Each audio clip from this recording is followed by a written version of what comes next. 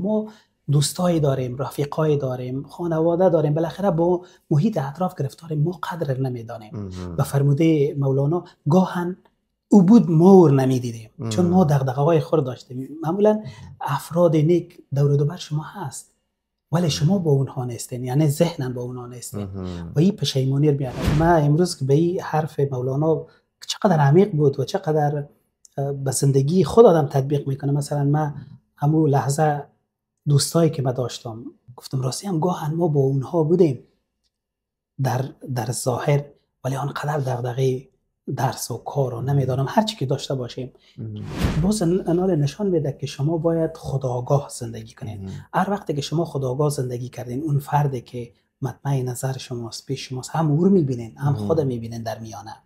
دلم گرفته از صدای خاموش گذشته، از لحظه هایی که نیامدند یا آمدند و من نبودم، میان خاطره ای که بوی گریه میدهد، چشمی که دیر دید، دستی که نرسید و دلی که نگفت.